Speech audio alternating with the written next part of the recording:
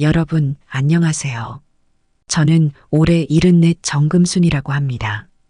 요즘 명절이 다가오면 저도 모르게 마음이 무겁고 쓸쓸해지는 기분이 듭니다.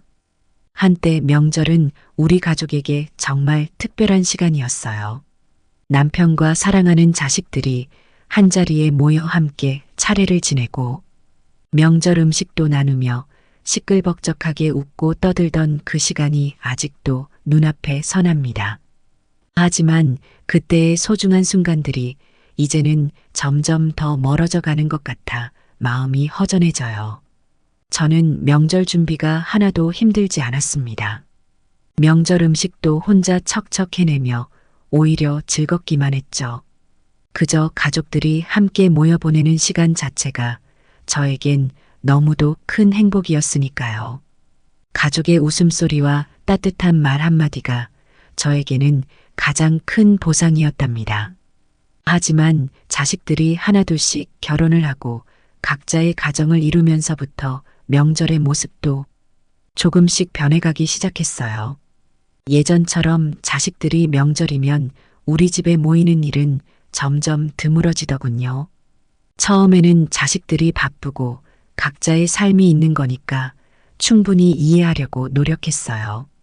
하지만 명절이 올 때마다 자식들의 부재가 점점 익숙해지면서도 그리움은 더욱 커져만 가네요. 예전엔 명절을 앞두고 설레는 마음으로 장을 보고 음식 준비를 했는데 이제는 그저 조용히 그날이 지나가기를 기다리는 제 모습을 발견하게 됩니다. 그래도 남편이 옆에서 함께 있어주니 그나마 다행이라 생각하면서도 가족의 온기와 웃음소리가 그리워지는 건 어쩔 수 없나 봅니다. 이제는 명절을 맞이하는 저의 마음이 예전과 같지 않아요. 자식들이 명절에 찾아와 주기를 기다리며 매번 부푼 마음으로 준비하던 제가 어느 순간부터는 그 기대조차 조금씩 내려놓게 되었답니다. 자식들도 각자의 삶에서 바쁘고 힘들 테니 우리 부부는 그저 우리만의 방식을 찾아가야겠지요. 저는 딸 둘의 아들 하나를 두었습니다. 우리 첫째 딸 지연이는 대학 졸업을 앞두고 갑작스레 얼굴에 잔뜩 걱정을 담고 저와 남편 앞에 앉아 조심스럽게 말문을 열었지요. 엄마, 아빠 저 결혼해야 할 것 같아요. 그 말을 듣는 순간 저는 깜짝 놀랐습니다. 아직 졸업도 하지 않은 딸이 결혼을 하겠다니 무슨 일이 있는 건지 마음이 다급해졌습니다. 저는 침착하게 물었습니다. 지연아, 아직 학교도 졸업하지 않았는데 그 사람이 누군데 이렇게 급하게 결혼하려고 하는 거니? 지연이는 망설이더니 고개를 숙인 채 작게 말했습니다. 엄마, 사실 저 임신했어요. 그래서 그 사람하고 빨리 결혼하고 싶어요. 그 말을 듣고 저는 순간 머리가 하얘졌습니다. 남편도 당황한 얼굴로 저를 바라봤습니다. 뭐라고? 임신했다고? 도대체 누군데? 지연이는 눈물을 글썽이며 대답했어요. 엄마, 아빠 그 사람은 부모님이 안 계세요. 어릴 적 부모님을 잃고 혼자 힘으로 살아왔어요. 직업은 아직 안정적이지 않지만 정말 좋은 사람이에요. 저를 정말 사랑해주고 저도 그 사람을 사랑해요. 그 말을 듣고 저는 한참 동안 아무 말도 할 수 없었습니다. 마음이 무겁고 복잡했습니다. 남편도 걱정스러운 표정으로 지연이를 바라보며 말했어요. 지연아, 결혼이 그렇게 쉬운 일이 아니란다. 게다가 아직 졸업도 하지 않았는데 앞으로의 일들은 어떻게 하려고 그러니? 그러나 지연이는 눈을 꼭 감고 간절한 표정으로 우리에게 말했습니다. 엄마, 아빠 저 정말 그 사람과 함께 살고 싶어요. 우리 아기와 함께 행복하게 살고 싶어요. 제발 허락해 주세요. 결국 우리는 두 사람의 결혼을 허락할 수밖에 없었습니다. 임신까지 한 상황에서 더 이상 반대할 명분이 없었기 때문이지요. 결혼식은 간소하게 치러졌고 지연이와 사위는 우리 집 가까운 곳에 작은 월세방을 얻어 신혼살림을 시작했습니다. 명절이 되면 지연이는 시댁이 없어서 사위와 제일 먼저 우리 집을 찾아왔습니다. 저는 그들이 올 때마다 맛있는 음식을 잔뜩 준비하곤 했어요. 그래도 가족이 함께 모이는 시간이 기쁘고 즐거웠거든요. 하지만 시간이 지나면서 지연이의 얼굴에는 점점 피로한 기색이 느껴졌고 사위도 자주 어두운 얼굴을 하고 있는 것을 보게 되었습니다. 어느 날 지연이가 혼자서 저희 집에 왔어요. 저는 반갑게 맞이하면서도 남편이 어디 갔는지 궁금해 물었지요. 지연아, 사위는 왜 같이 오지 않았니? 지연이는 머뭇거리다가 한숨을 내쉬며 대답했어요. 엄마, 사실 남편이 많이 힘들어해요. 저희 집 오는 것도 이제는 부담스러워 하더라고요. 저는 놀라서 물었습니다. 왜? 무슨 일이라도 있는 거니? 지연이는 고개를 숙이며 이야기를 이어갔습니다. 사실 남편은 명절마다 우리 집에 오는 것이 많이 힘들었대요. 일도 고되고 경제적으로도 어려운데 매번 저희 집에 와서 명절 준비하는 것을 부담스러워했어요. 게다가 그는 혼자 자란 사람이라 우리 가족의 따뜻한 분위기에 적응하는 것도 쉽지 않았대요. 그래서 이제는 명절에 우리 집에 오는 것을 힘들어하고 있어요. 저는 지연이의 말을 듣고 마음이 아팠습니다. 남편도 한숨을 쉬며 말했지요. 지연아, 사위가 그렇게 힘들어하는 줄 몰랐구나. 우리가 너무 강요한 건 아닌지 모르겠다. 앞으로는 부담 갖지 말라고 해. 오고 싶을 때 오고 아니면 쉬라고 하렴. 지연이는 고개를 끄덕이며 미소를 지으려고 애썼습니다. 네, 아빠. 저도 이제 그 사람 마음을 좀 더 이해해 주려고 해요. 서로 좀 더 배려하면서 지내볼게요. 우리 둘째 딸 지민이는 결혼한 지 3년 되었습니다. 결혼할 때 지민이가 데려온 남자는 성격도 좋고 경제적으로 여유로운 사람이라 저희 부부도 큰 걱정 없이 결혼을 허락했지요. 결혼 후 지민이는 남편과 함께 서울의 번화가에 있는 고급 아파트에서 살게 되었어요. 남편이 사업가라 바쁜 와중에도 지민이를 아껴주고 잘해주는 모습이 참 보기 좋았습니다. 하지만 명절이 되면 조금 다른 문제가 생기기 시작했습니다. 결혼 초기에는 그래도 시댁과 친정을 번갈아 가면서 명절을 보냈지만 시간이 지나면서 지민이는 점점 더 시댁을 우선시하게 되었습니다. 남편의 부모님이 경제적으로 넉넉하고 집안에서 차지하는 위치가 중요한 분들이라서 지민이도 자연스럽게 그쪽에 더 신경을 쓰게 되었던 모양입니다. 어느 해 추석이 다가왔을 때 지민이가 저에게 전화를 걸어왔어요. 전화기 너머로 지민이의 밝은 목소리가 들렸습니다. 엄마, 이번 추석에는 저희 시댁에만 가야 할 것 같아요. 남편이 자꾸 우리 집 가는 걸 조금 불편해하네요. 저는 그 말을 듣고 잠시 머뭇거리다가 애써 웃으며 대답했어요. 그래, 시댁 챙겨야지. 너희가 어디를 가든 엄마는 괜찮아. 하지만 전화를 끊고 나서도 마음 한구석이 허전해지는 것은 어쩔 수 없었습니다. 지민이가 점점 더 시댁에서 명절을 보내는 횟수가 많아지면서 우리 집을 찾는 일은 점점 줄어들었습니다. 시간이 지나면서 지민이는 명절마다 시댁에서 보내는 것이 점점 더 당연해졌습니다. 남편의 부모님이 기대하는 바도 컸고 지민이도 그 기대에 부응하려고 애쓰는 모습이 역력했지요. 한 번은 제가 지민이에게 물어본 적이 있습니다. 지민아, 이번 설에는 혹시 우리 집에 올 수 있을까? 오랜만에 가족이 다 같이 모이면 좋잖아. 지민이는 잠시 침묵하다가 조심스럽게 대답했어요.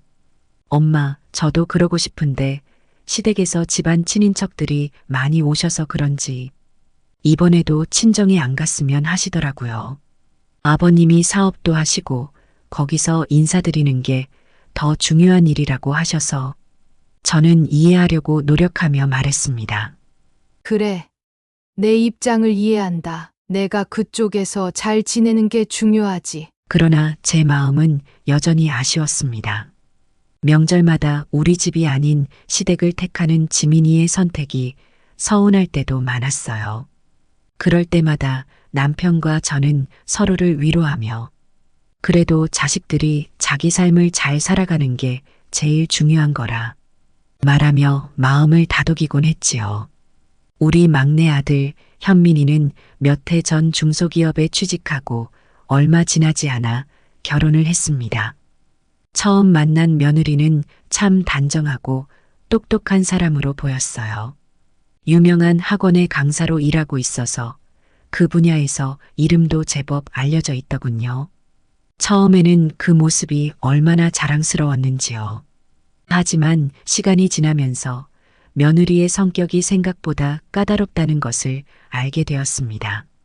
며느리는 항상 바쁜 사람처럼 행동했고 우리 집에 와도 한 번도 제대로 앉아서 밥을 먹지 않았습니다. 어머님 조금 있다가 다시 가야 해서요. 핑계만 대고 서둘러 자리를 떠나는 일이 많았습니다. 명절에도 며느리가 우리 집에 온 것은 딱 2번뿐이었어요. 그때도 겨우 인사만 하고 시간이 없어서요. 학원 일이 바빠서요. 같은 말을 남기고는 금방 떠나버렸지요. 남편과 저는 그런 모습을 보며 아쉬워서 한숨을 쉬곤 했어요. 어느 날 남편이 저에게 말했어요. 여보, 며느리가 너무 바빠서 그런 거 아니겠소? 학원 일이라는 게 시간도 많이 잡아먹고 신경 쓸 일도 많잖아요. 저는 고개를 끄덕였지만 속으로는 서운한 마음을 감출 수 없었어요. 그래도 우리 집에 올 때마다 이렇게 빨리 가버리니까 너무 섭섭하네요. 아무리 바빠도 조금 더 시간을 낼 수는 없을까요? 며느리가 우리 집에 오지 않는 이유가 정말 학원 일 때문인지 아니면 다른 이유가 있는 건지 궁금하기도 했어요. 어느 날 저는 참지 못하고 현민이에게 전화를 걸었지요. 현민아, 이번 명절에는 너희 부부가 올 수 있겠니? 엄마가 손주도 보고 싶고 너희 얼굴도 보고 싶구나. 현민이는 잠시 망설이더니 어쩔 수 없다는 듯이 대답했어요. 엄마, 이번에도 힘들 것 같아요. 아내가 학원에서 중요한 강의가 있어서 준비를 많이 해야 한다고 해요. 저도 회사에서 일이 많아서요. 저는 속으로 많이 서운했지만 담담하게 말했습니다. 그래, 알았다. 바쁜데 무리하지 말고 내 일에 집중해라. 전화를 끊고 나니 남편이 옆에서 물었어요. 여보, 현민이가 뭐래요? 이번 명절에도 못 온다던가요? 저는 고개를 끄덕이며 한숨을 쉬었어요. 응. 며느리가 학원 일이 바쁘다고 해서 못 온대요. 현민이도 회사 일이 많고 남편은 저를 위로하며 말했어요. 자식들이 각자의 자리에서 열심히 사는 것만으로도 다행이지 않겠소. 우리도 이제 기대를 좀 줄이고 자식들이 편하게 살 수 있도록 이해해 줘야지요. 저는 고개를 끄덕였지만 마음속에서는 여전히 아쉬움이 가득했습니다.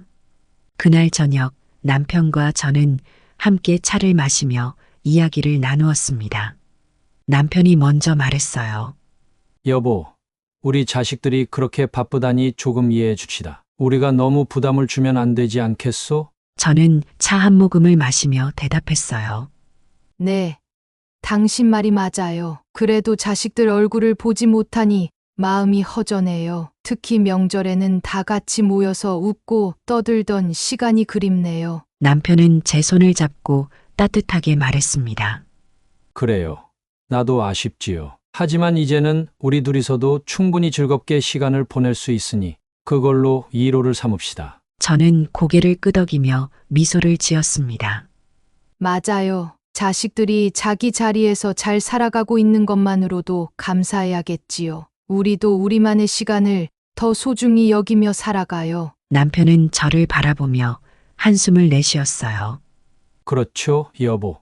자식들이 찾아오지 않아도 우리가 서로에게 힘이 되는 시간이 더 중요하니까요. 이번 명절에 자식들에게 다 전화를 했습니다.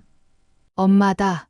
이제부터는 명절마다 서로 부담 갖지 말고 너희들끼리 각자 알아서 지내도록 하렴. 너의 아버지와 나는 더 이상 명절에 얽매이지 않고 너희가 각자의 자리에서 편안하고 행복하게 지내는 것만으로도 충분하다고 생각한단다. 명절이든 평소든 각자 마음 편한 대로 보내면서 자신만의 시간을 잘 활용하기를 바란다. 우리도 우리 나름대로 잘 지낼 테니 부담 없이 지내도록 하자꾸나. 괜찮으시겠어요?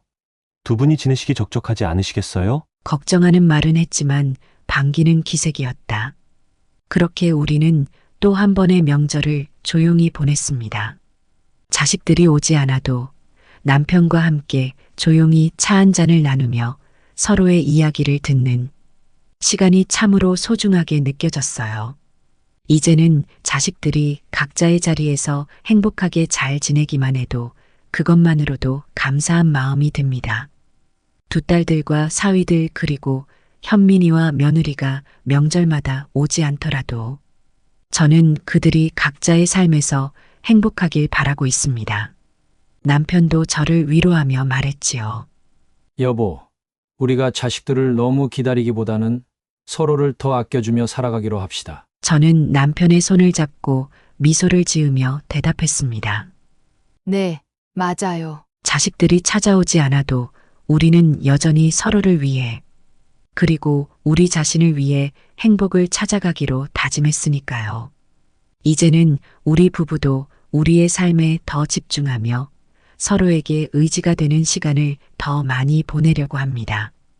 그렇게 오늘도 남편과 함께 또 하루를 보내며 서로의 이야기에 귀를 기울이고 있습니다.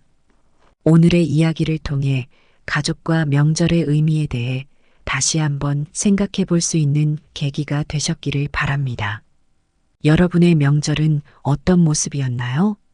혹시 비슷한 경험이나 고민이 있으신가요? 댓글로 여러분의 생각과 이야기를 나눠주세요. 함께 지혜를 나누며 더 나은 방법을 찾아갈 수 있기를 바랍니다. 구독과 좋아요는 큰 힘이 됩니다.